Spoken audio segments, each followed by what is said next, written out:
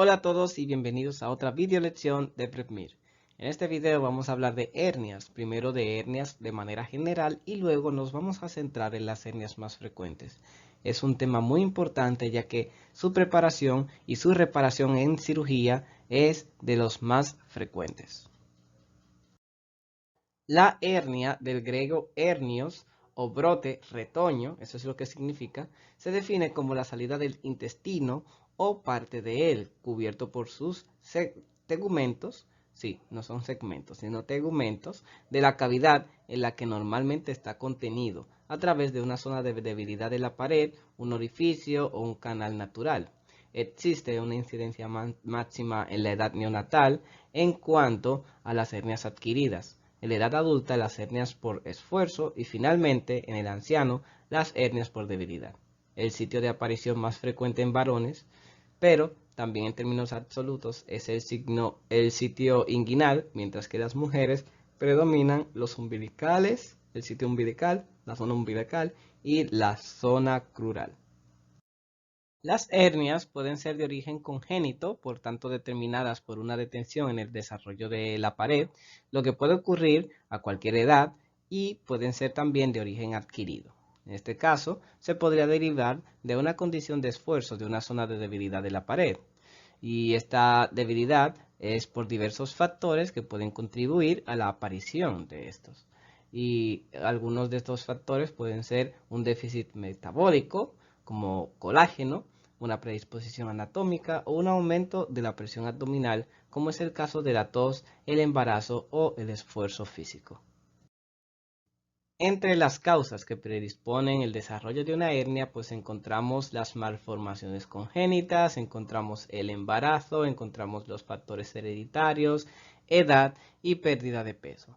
Entre los determinantes encontramos en cambio esfuerzos, traumas y patologías como por ejemplo ascitis e insuficiencia respiratoria crónica. Ya en el orden de frecuencia encontramos la hernia inguinal, que cubre el 75% de los casos, de los cuales el 50% está representado por hernias indirectas y el 25% está representado por hernias directas. Luego encontramos las hernias crurales en un 15% de los casos, las umbilicales en un 5% y finalmente las epigástricas, que son las más raras. Bueno, también encontramos otras muchísimo más raras, que son en el 2%, que son por espigelios o lumbar, obturadores isquiáticos y perineos.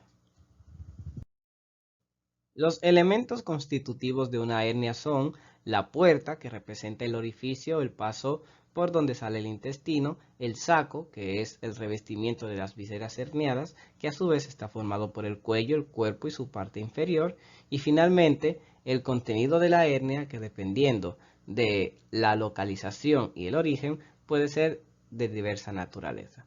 Es importante recordar que todas las vísceras pueden herniarse, excepto las estrictamente extraperitoneales, siendo frecuentes las hernias que involucran las asas del intestino delgado y del epiplón mayor. Las hernias pueden presentarse como reducibles, de las cuales es posible reubicar el contenido de la cavidad abdominal a través de la maniobra de reducción. Esta maniobra solo se puede realizar en casos de que sea una hernia no complicada y debe realizarse con precaución para no causar daño a órganos. También tenemos el caso de las vísceras irreducibles, que tras una maniobra de reducción tienden a salir de nuevo con una aplicación de la mínima fuerza, y también están las incarceradas, que son imposibles de reposicionar el contenido de la cavidad abdominal. Entre las complicaciones más frecuentes que puede presentar una hernia se encuentra el taponamiento, que es definido como la acumulación de material intestinal en el interior de las asas herniadas, cuya progresión se ve dificultada por la disposición de las propias asas en el saco herniario. Este también afecta con mayor frecuencia al colon ya a la cuarta década más o menos, o a la tercera década de la vida, si no se resuelve pronto, en cuanto puede generar una obstrucción intestinal en caso de que no se resuelva. También otra complicación frecuente es la inflamación, que puede ser aguda o puede ser más frecuente crónica y algunas veces, o muchas veces mejor dicho, es causada por traumatismos o infecciones bacterianas. Luego está la encarcelación de la hernia en su puerta y muchas veces es causada por una adherencia fibrótica que determina su irreducibilidad y es más frecuente en casos de hernias de larga data. También finalmente encontramos el estrangulamiento, que es una complicación grave que puede ocurrir como resultado del esfuerzo sin causa aparente. También determina la constricción del pedículo vascular, el obstáculo al retorno venoso y también la consecuente gangrena del tejido aguas abajo. Este cuadro luego puede degenerar en perforación y consecuentemente peritonitis. Es más frecuente en casos de hernias crurales, umbilicales o de línea alba en las que la puerta herniaria está representada por una estructura rígida. Por otro lado, una complicación rara es la ruptura de una hernia, que es un evento que provoca un dolor agudo en el paciente y muchas veces es causado por un traumatismo grave que provoca el estallido de asas intestinales o la ruptura del epiplón.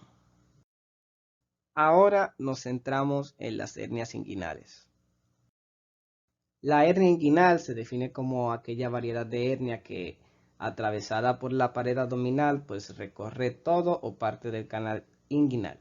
A nivel abdominal, los puntos de referencia esenciales para el estudio de las hernias inguinales son la espina ilíaca anterosuperior, el tubérculo púbico y también la línea imaginaria de Malgardin.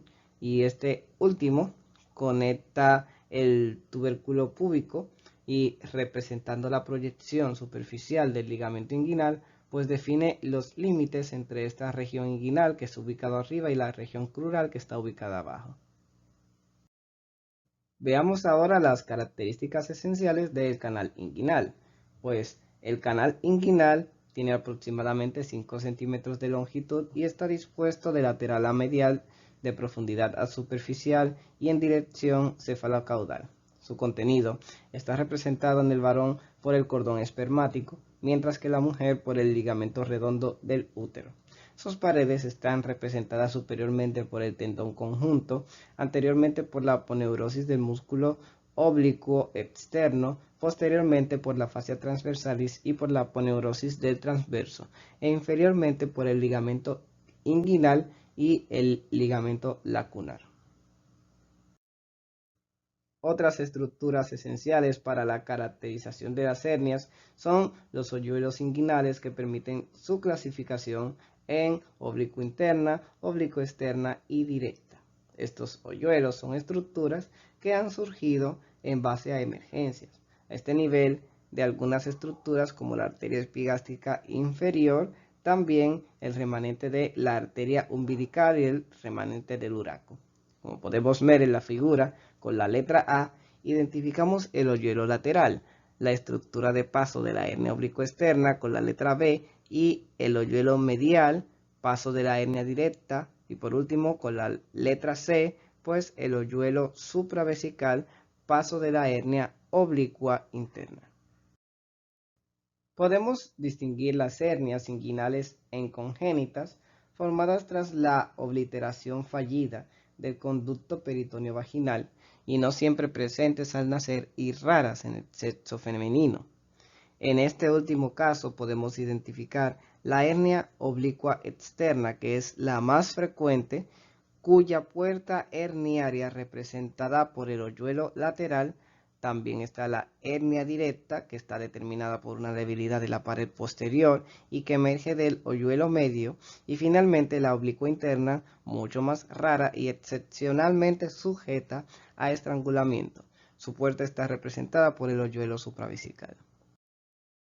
Según el nivel de afectación de la hernia dentro del canal inguinal, se puede clasificar en punta de hernia si alcanza el anillo inguinal interno, hernia intersticial si alcanza el canal inguinal, bubonocele si alcanza el anillo inguinal externo y finalmente la hernia inguinescrotal si sobresale el sacro escrotal. Otra clasificación de relevancia clínica es la European Hernia Society, en cual ya no encontramos la redacción de una hernia inguinal interna, ya que se encuentra dentro de la hernia medial. Veamos cómo las hernias laterales se identifican con la letra L, las mediales con la M y finalmente las femorales o crurales con la F. La hernia inguinal se presenta como una tumefacción básicamente redondeada, de dimensiones variables, que tiende a sobresalir en posición erguida y está cubierta por tegumentos. Generalmente, a menos que haya complicaciones, es indoloro y sin dolor a la palpación, pero el paciente informa una sensación de peso, estiramiento o ardor en el área afectada. El diagnóstico se basa fundamentalmente en un análisis preciso y una exploración objetiva escrupulosa, realizada primero en ortostatismo y posteriormente de cúbito supino. Rara vez existe la necesidad de recurrir a exámenes instrumentales como la ecografía, realizados solo en caso de una duda diagnóstica y por personal especializado primero en la fase dinámica y luego en la fase de reposo. El diagnóstico diferencial debe realizarse entre los diferentes tipos de hernias a través de un examen objetivo que consiste en introducir un dedo explorador a nivel del canal inguinal y, según la localización del impulso del saco herniario, logrando así distinguir entre ellos las hernias oblicuas externas, oblicuas internas y las directas. El diagnóstico diferencial con tumefacciones de otro origen, en cambio, prevé que la hernia se distinga en otras formaciones como varicocele, hidrocele o quiste del funículo epidídimo mediante un test, y este es el test de transiluminación, neoplasias testiculares, hernia crural, linfa inguinal y, en mujeres jóvenes, localización inguinal del tejido endometrial. Si decide no intervenir, existe el riesgo de un aumento progresivo del volumen de la hernia, con el consiguiente aumento de riesgo de sufrir complicaciones. Si por el contrario se decide intervenir quirúrgicamente, el pronóstico es sumamente favorable. En cambio, una situación diferente se produce en caso de complicaciones como por ejemplo el slotting, que determinará la necrosis del tejido herniado y la consecuente necesidad de una resección quirúrgica del segmento afectado.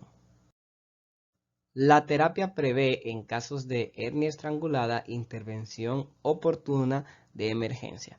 En casos asintomáticos o levemente sintomáticos, una espera vigilante, mientras que en los casos sintomáticos, una cirugía electiva. Si es un tratamiento primario, se puede optar por la reparación con una malla en la técnica de Liechtenstein o la vía endoscópica. Y esta última opción es la preferida en mujeres, ya que permite asegurar que en realidad se trata de una hernia inguinal en lugar de una crural y es mucho más frecuente en este sexo. Si por el contrario se trata de una recidiva tras un abordaje anterior previo, se puede utilizar una técnica endoscópica o el abordaje posterior abierto, mientras que en el caso de un abordaje posterior previo se utiliza la técnica de Liechtenstein. Es importante recordar que se prefiere terapia como una técnica endoscópica también.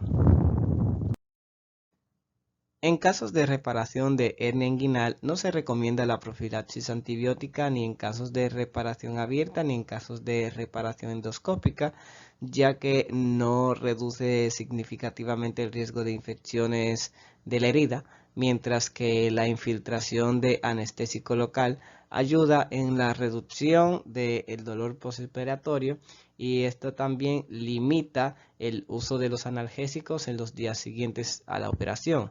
El dolor postoperatorio también se reduce en las reparaciones con malla en comparación con las que no lo tienen, y también las molestias, que se reducen aún más por el uso de materiales de última tecnología. Centrémonos ahora en las hernias crurales, también llamadas hernias femorales. La hernia abdominal se define como crural, que al engancharse al canal crural empuja la grasa preperitoneal y la vaina femoral frente a ella para emerger en la lacuna vasorum, entre la vena femoral y el margen medial del ligamento de Gibernal, por debajo del ligamento inguinal y lateralmente al tubérculo púbico. Una estructura importante constantemente presente en el lado lateral del saco y está representada por el ganglio linfático de Cloquet. La hernia crural es siempre una hernia adquirida como un resultado de una debilidad de la pared. Es más frecuente en mujeres y suele presentarse en la edad adulta entre los 40 y 60 años. Se presenta como un dolor referido por el paciente a ponerse de pie o con el aumento de la presión abdominal que se alivia con la posición supina o con la flexión del muslo. En el examen físico se observa una tumefacción de aproximadamente 2 a 4 centímetros por debajo de la línea de Malgani. La hernia femoral más frecuente es la que afecta la laguna linfática, mientras que la hernia femoral vascular y la de laguna muscular son más raras. Un elemento importante es el canal crural, que es una estructura en la que se acoplan las vísceras que determinan este tipo de hernia. Tiene una longitud de aproximadamente 1 a 2 centímetros, una dirección que procede de arriba hacia abajo, medial y anteriormente. Sus límites están representados superiormente por el ligamento inguinal, medialmente por el ligamento lacunar del Gibernal, inferiormente por el ligamento de Cooper y por el músculo pectíneo. Finalmente, por la vena femoral. Todas estas estructuras parecen ser márgenes rígidos para las estructuras herniadas, lo que determina un mayor riesgo de incurrir en complicaciones como la encarceración y la estrangulación. En esta figura vemos las principales estructuras del canal femoral, como por ejemplo las lagunas de los vasos, el ligamento inguinal y el ganglio linfático de Cloquet. En función del encaje de la hernia dentro del canal crural, se distingue la punta herniaria, que solo ocupa la porción interna, la hernia intersticial, si lo atraviesa por completo pero quedando en su interior, y por último la hernia completa, si emerge superficialmente dentro de la correspondencia con la lámina cribosa.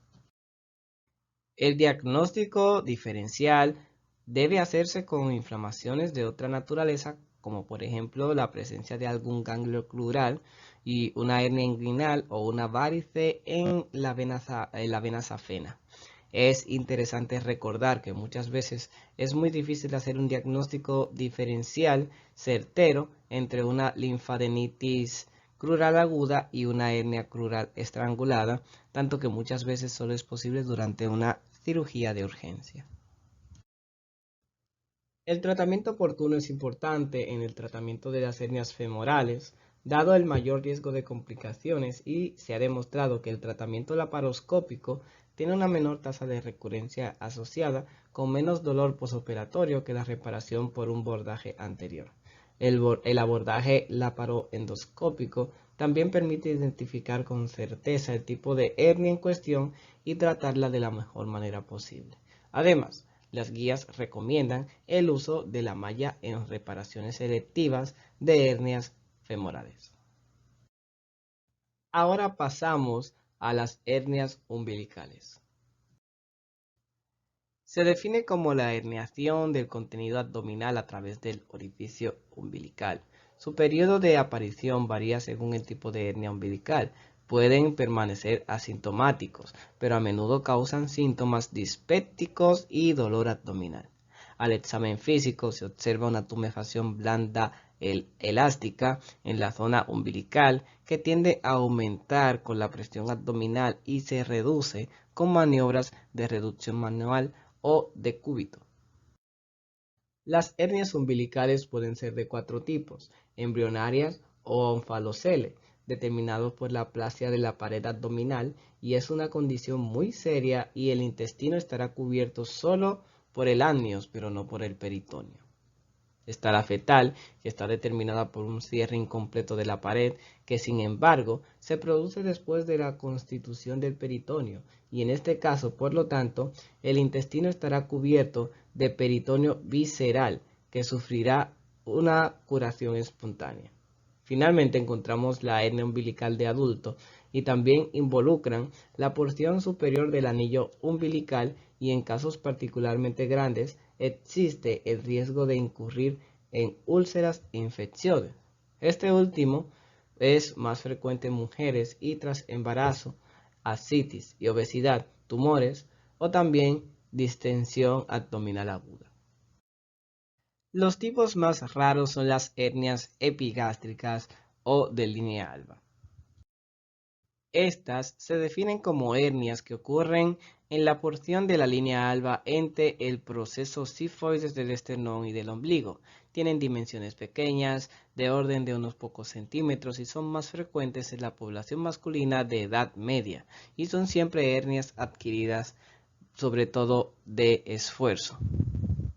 En el examen físico provocan síntomas dolorosos, dados también por su irreductibilidad y muchas veces también provocan síntomas que son dispépticos o más raramente palpitaciones, hiperexcitabilidad nerviosa y cefalea. Me es complicado pronunciar ese nombre. El hinchamiento tiene una superficie lisa y una consistencia suave y elástica. Al principio, la hernia a menudo contiene solo grasa preperitoneal o retroperitoneal, mientras que a medida que la brecha se ensancha, el epiplón y las asas intestinales también pueden herniarse. Dada la naturaleza fibrótica de estos tejidos, este tipo de hernia suele sufrir algunos fenómenos de encarcelamiento y estrangulamiento. El tratamiento de las hernias umbilicales y epigástricas difiere en función del tamaño de las mismas. En hernias entre 0 y 1 centímetro se puede intervenir mediante un abordaje abierto con una malla preperitoneal, creando un solapamiento de 2 centímetros o suturando el defecto con los hilos no reabsorbibles o de absorción lenta. Para dimensiones mayores de 1 a 4 centímetros se puede intervenir con un abordaje abierto utilizando una malla preperitoneal, creando una superposición de 3 centímetros o laparoscópicamente colocando la malla a nivel preperitoneal o retromuscular con una superposición de 5 centímetros. Finalmente, en casos de hernias mayores de 4 centímetros, el abordaje es el utilizado para las hernias incisionales. Por último están las hernias raras que representan solo el 2% de los casos. Entre estas encontramos las hernias de Spiegel o línea semilunar y esta se define como una hernia localizada en el punto de encuentro de la emergencia de los vasos epigástricos inferiores con la línea semilunar de Spiegel y sobresale la zona donde los músculos anchos del abdomen se juntan con sus aponeurosis a nivel del borde lateral del recto, a nivel del ángulo externo de la arcada de Douglas. Es más frecuente en mujeres, en ancianos y en la porción abdominal por debajo de la línea semicircular de Douglas y siempre tiene un origen adquirido por la debilidad. A menudo, este tipo de hernia queda por debajo de la aponeurosis del músculo oblicuo externo, por lo que es difícil palpar y es también de pequeño tamaño. También puede ser la causa de síntomas dispépticos y dolores punzantes de tipo cólico.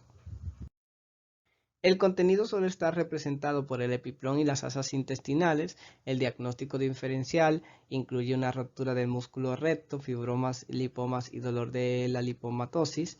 Y la complicación más frecuente es la estrangulación, que a veces es incluso el primer signo revelador. La terapia es quirúrgica con una corrección del defecto de la pared.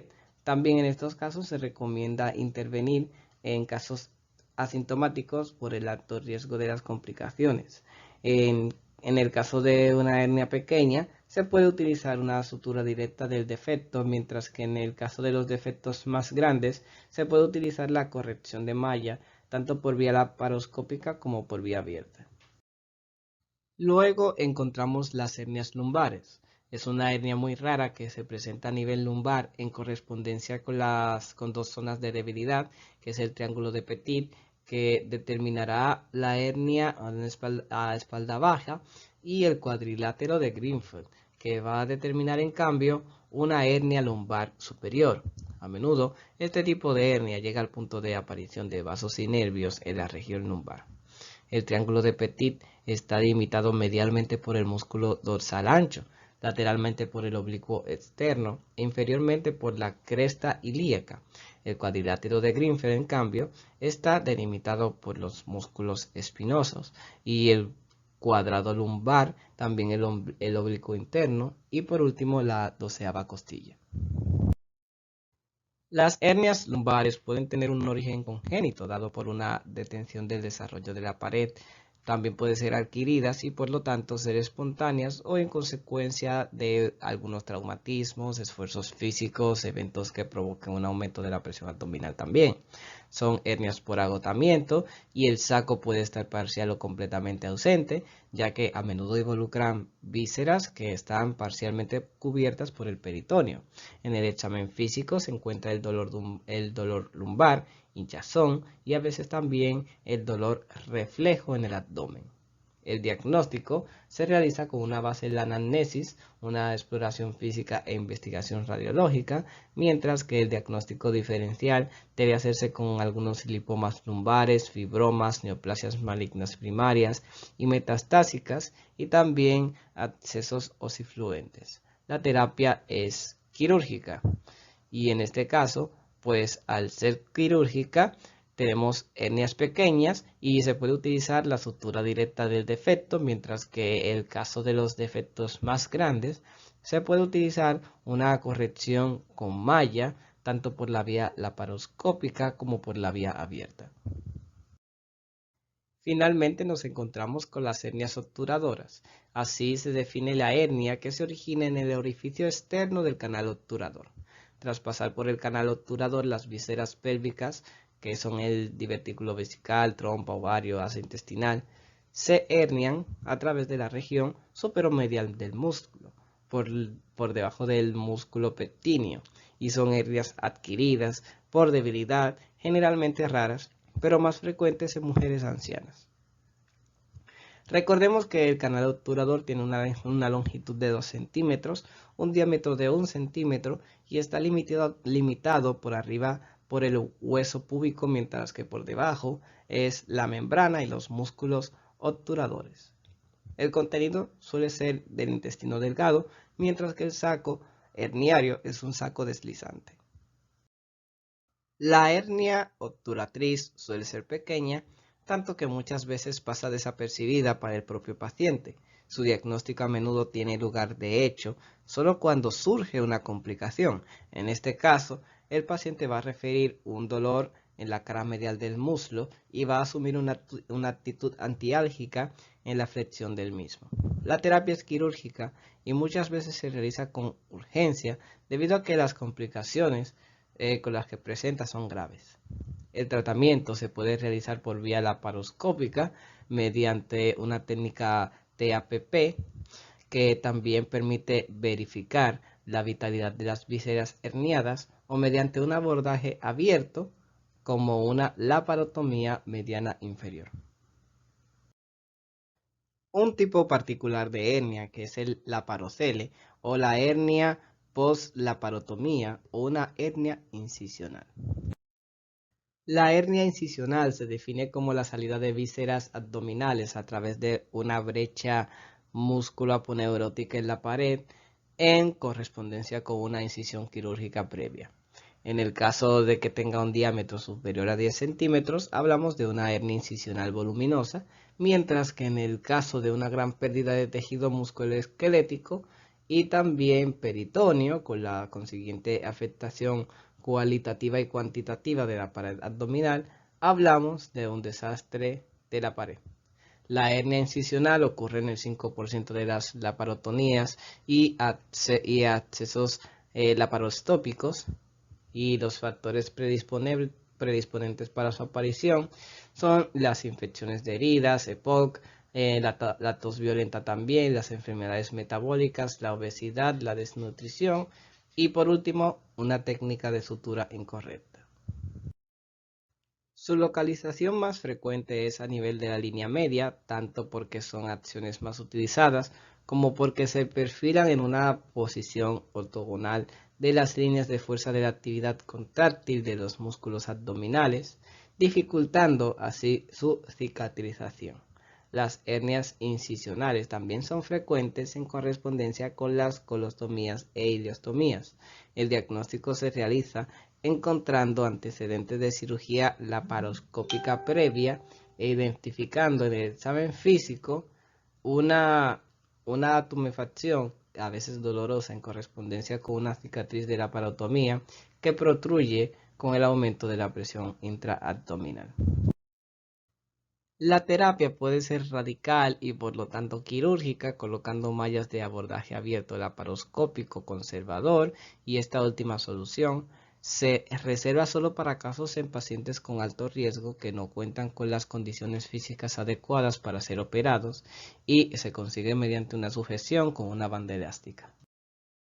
Las series particulares son, en cambio, las homónimas. Entre estas encontramos la hernia de Amiant, en la que el apéndice vermiforme está presente dentro del saco de la hernia inguinal, y la hernia de Garen-Geot, en la que el apéndice vermiforme está contenido dentro del saco de una hernia crural. La hernia de Littré, en la que el divertículo de Meckel está contenido dentro del saco de una hernia inguinocrural. Y por último, la hernia de Richter, en la que existe una afectación marginal del asa intestinal en el lado antimesentérico. Para cualquier información adicional, aquí están los códigos QR que están relacionados con las pautas a las que nos hemos referido para la creación de estas diapositivas. Y muchísimas gracias por su atención. Les recordamos que ustedes pueden ver este y otros videos de PrepMir Tube en la página de inicio de PrepMir que les vamos a poner a continuación. Así que hasta la próxima.